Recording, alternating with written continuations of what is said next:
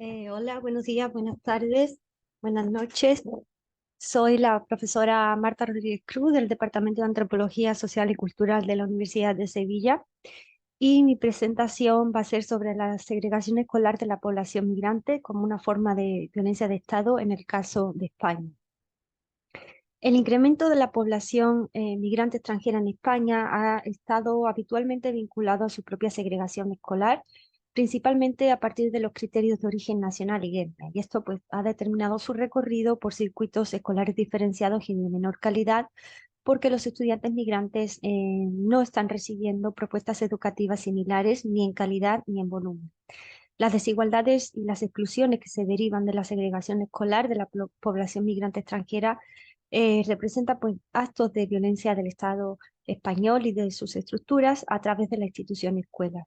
Y esta violencia estatal y estructural tiene serias repercusiones sobre el presente y el futuro social, educativo y laboral de estas generaciones escolares segregadas, que desde luego pues, deben ser atendidas y visibilizadas con premura. Sin embargo, aunque la segregación escolar de la población migrante en España no es un fenómeno nuevo, es un fenómeno que cumple ya 3 décadas, que se mantiene a nivel nacional y que arroja cifras de hasta un 80% de concentración en algunas instituciones educativas, el estudio de este fenómeno, de esta problemática, todavía es escaso.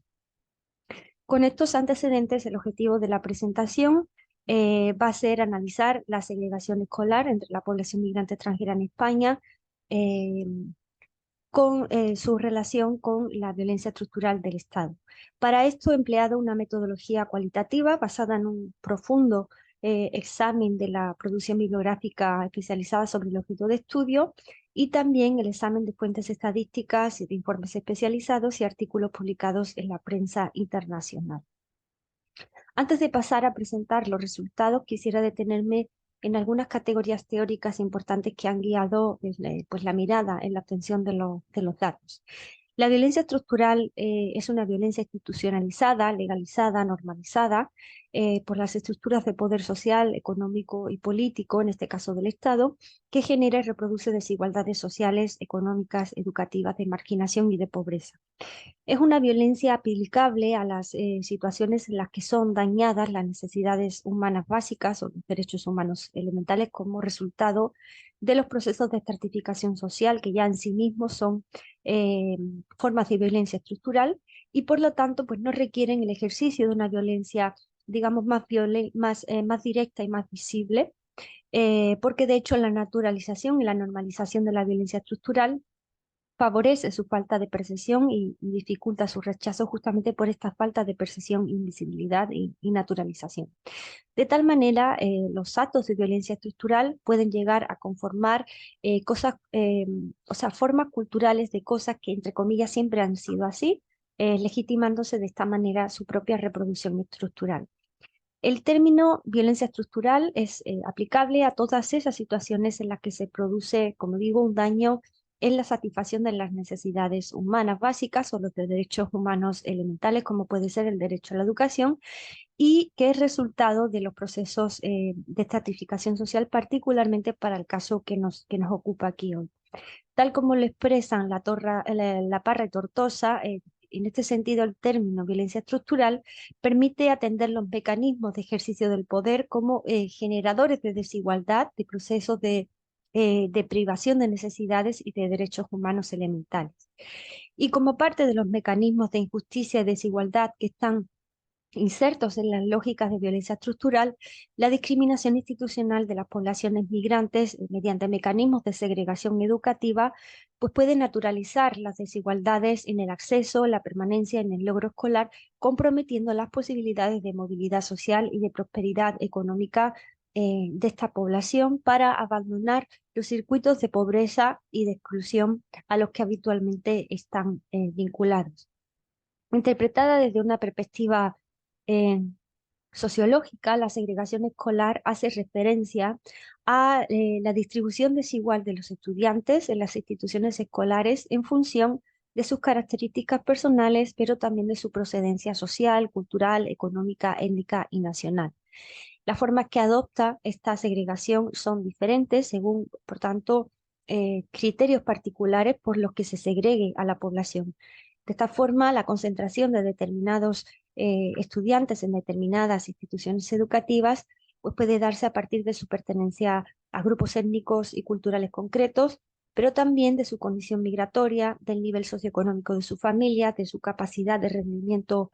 académico o de su diversidad funcional. Es decir, podemos hablar de una segregación escolar étnica, socioeconómica, migratoria, por capacidades, y todos estos criterios no son excluyentes entre sí, sino que habitualmente, de hecho, se encuentran íntimamente articulados. Es interesante destacar cómo las políticas de escolarización del alumnado migrante han llevado en España a su concentración en determinadas instituciones educativas de carácter público, o más bien la inacción política, la inacción, la falta de políticas públicas que acaben con esta tendencia del sistema educativo, también ha llevado a la proliferación de lo que se ha dado en llamar escuelas gueto, es decir, instituciones escolares que concentran estudiantado migrante casi de manera exclusiva, ya sea por el traslado a las aulas del gueto residencial desfavorecido, que también es una consecuencia de violencia estructural, en el que se convierte, pues digamos, el barrio en el que se encuentra la escuela, o bien por el efecto de un éxodo masivo del estudiantado nacional a otros centros ante la llegada de estudiantado migrante extranjero. Pasando ya al caso particular de España, pues en el caso del Estado español, desde la década de los 90, momento en el que España ya empieza a consolidarse como un país receptor de migración,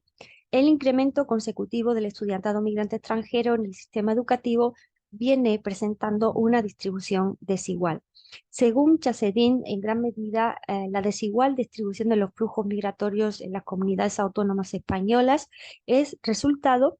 de las oportunidades de empleo en cada zona geográfica, relacionadas principalmente con los sectores domésticos, de la agricultura, del comercio, y esto se manifiesta en las instituciones escolares del país en las que se inscriben los hijos de los migrantes. Distintos informes y distintas investigaciones apuntan también a que hay una distribución desigual del estudiantado migrante extranjero por comunidades autónomas, particularmente, como vemos aquí, el estudio de Murillo, Martínez Garrido y de Lavi registra 4 niveles diferentes de intensidad segregativa en las comunidades autónomas españolas, entre las que Extremadura, País Vasco, Andalucía y Galicia presentan los mayores índices de segregación escolar. Los resultados de este estudio evidencian, por lo tanto, la existencia de un elevado nivel de segregación entre la población migrante extranjera en España, poniendo de manifiesto el funcionamiento de un sistema educativo altamente inequitativo que está más orientado hacia la reproducción social de la desigualdad que hacia la eliminación de la misma, porque en las instituciones escolares en las que se concentra estudiantado migrante, normalmente hay un menor destino de recursos públicos, hay profesores que van a estos centros porque no han podido acceder a otros centros que consideran mejores, y por lo tanto el nivel y la calidad de la educación es mucho menor, y esto compromete seriamente las posibilidades de éxito académico de los estudiantes migrantes, comprometiendo a su vez su futuro social y laboral. En este mismo tono, Chapsedin también eh, obtiene resultados similares, ¿no? A partir particularmente de los datos ofrecidos por la Oficina de Estadística del Ministerio de Educación, Cultura y Deporte, donde muestra la concentración de alumnado migrante extranjero en las instituciones educativas públicas de de todas las instituciones educativas públicas, que digo, de las comunidades autónomas, aunque señala Ceuta, Melilla, Extremadura y Castilla-La Mancha como las comunidades en las que se alcanzan mayores desequilibrios entre la red pública, registrando un 99%, y la privada, que como vemos ahí va del 1 al 9,3% respectivamente. Tanto Capellán, García Olmos y Rubio como Chamsedin llaman la atención aquí sobre la existencia de centros educativos de la misma titularidad, de titularidad pública, que se encuentran en el mismo municipio y presentan grandes desequilibrios en la concentración de alumnado migrante extranjero, pudiéndose encontrar incluso centros educativos que superan el 50% de escolares de nacionalidad extranjera, y otros centros que posiblemente estén muy cerca, que no tengan ni un solo estudiante de nacionalidad extranjera en sus aulas. Esto, claro, nos hace pensar en la posible existencia de familias nacionales de clase media, de clase baja, que por falta de recursos económicos no pueden trasladar a sus hijos a instituciones educativas privadas o concertadas y, pues, en su defecto han, entre comillas, huido de las escuelas en las que hay presencia migrante extranjera. En cuanto a a la posición de España, a nivel europeo en términos de segregación escolar. España, según varios estudios, es uno de los países de la Unión Europea con el sistema educativo más segregado, muy por encima de otros países de su entorno, como pueden ser Lituania y Turquía. Y de hecho, incluso España ha recibido llamadas de atención por parte de distintas entidades internacionales, como por ejemplo la Comisión Europea, el Comité de Derechos del Niño, la propia ONU, que le han instado a revisar y aprobar políticas dirigidas a detener esta segregación escolar de la población migrante que afecta a nivel nacional al 46% de las instituciones educativas del país. Particularmente la segregación por nivel socioeconómico que analizan varios estudios afecta a la población migrante por las características sociales y económicas de las familias y, consecuentemente, por la indisponibilidad de fondos económicos para acceder a escuelas públicas y concertadas. Y aquí aparece, perdón, una relación directa entre el establecimiento de mecanismos, en términos de Alegre, mecanismos de cuasi mercado escolar a partir del criterio de libre elección del centro, por el cual las familias de mayor poder adquisitivo no solo acceden a instituciones privadas y concertadas por tener mayor capacidad económica, sino que también mueven a su descendencia a escuelas en las que no hay presencia migrante extranjera por motivos racistas. Por ejemplo, el estudio de Martín Criado en 2021 encontró que existen, de hecho, este tipo de fenómenos, ¿no? En el que familias nacionales pues directamente mueven a sus hijos a otras escuelas porque simplemente hay presencia de migrantes extranjeros y no quieren que se relacionen con ellos por motivos racistas. Y el derecho a la libre elección escolar, entonces, es más bien el derecho de familias con buena condición económica a elegir centro y pone de manifiesto pues la indisponibilidad o más bien la disponibilidad de recursos públicos para desarrollar, como dice Martín Criado, segregaciones privadas. No obstante, hay investigaciones diferentes que muestran que Madrid, sin ninguna duda, es la comunidad autónoma de España que más ha impulsado la creación de sistemas de cuasimercado escolar, así como políticas de selección escolar. Madrid es la región que más separa o concentra a su estudiantado según la clase social, más que ninguna otra comunidad autónoma de España y también más que ningún otro país,